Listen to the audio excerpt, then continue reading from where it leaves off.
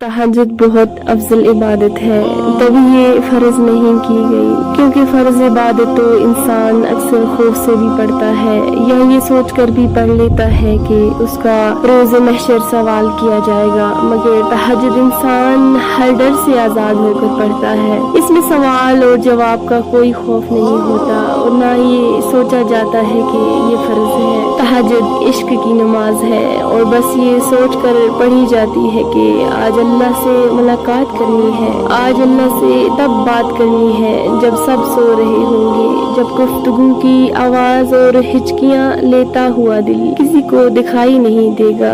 जब दिल अल्लाह की मोहब्बत से बढ़ जाता है तब अल्लाह इंसान के दिल में इतनी तड़प पैदा कर देता है कि वो रात के गुप्त अंधेरों में भी अपने सुकून वो नींद छोड़कर अल्लाह से मिलने आता है। और सोचो वो मंजर जब तुम अल्लाह से मुलाकात के लिए उसके रूबरू जाओ और वो पहले से ही तुम्हारे इंतजार में हो तो क्या कैफियत होगी। सारा जहां मोहब्बत के रंगों में ढल जाएगा, हर चीज मौजा लगने लगेगी और अल्लाह की मोहब्बत से दिल यूं फटने लगेगा कि जैसे सुकून से अभी जान निकल जाएगी। तभी तो सबसे लाडली इबादत है और ये इस इबादत तक पहुंच जाने वाला अल्लाह का सबसे लाडला बंदा है। और बताओ फिर जब लाडला फरमाइश करता है तो क्या उस फरमाइश को रद्द करने की गुंजाइश बाकी रहती है? नहीं ना।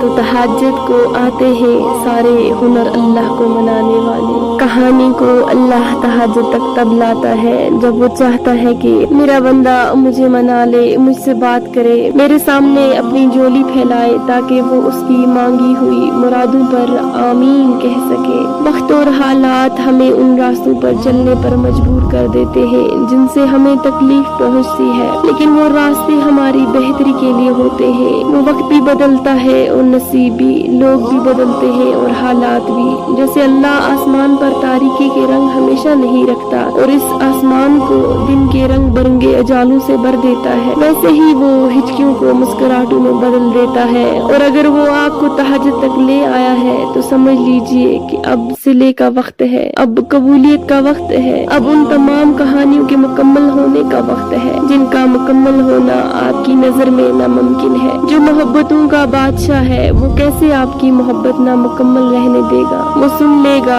और इख्तिताम में सब अता करेगा। इस मायूस दिल को शर्मसार कर देगा। तहज्जुद का सजदा अपने आप में ही बहुत बड़ी ताकत रखता है और वक्त तहज्जुद मांगी जाने वाली दुआओं की शिद्दत का मुकाबला कोई भी नहीं कर सकता, यहाँ तक कि नसीब भी नहीं। तहज्जुद इश्क की नमाज है, तहज्जुद बहुत अफजल इबादत है। तहज्जुद अल्लाह की तरफ से हमारे लिए एक ऐसा बंद दरवाजा है जो सिर्फ तहज्जुद की इबादत से ही खुलता है। ये दरवाजा सिर्फ उन लोगों के नसीब में होता है जो वाकई ही अल्लाह के करीब, और सबसे बढ़कर अल्लाह खुद उन्हें तहज्जुद की तरफ लाता है। रहता तो वो खुदा हर तरफ है, पर तहज्जुद में खास सियाह काली चादर के पीछे रात की अंधेरी में सिर्फ वही लोग अल्लाह को देख पाते हैं जिसने अल्लाह से बेपनाह मोहब्बत की हो। और उस वक्त अल्लाह और आपके दरमियान होने वाली गुफ्तगू, आंसू से भरी हिचकियाँ, दिल में की गई बातों की आवाजें सिर्फ अल्लाह के सिवा और कोई नहीं सुन पाता।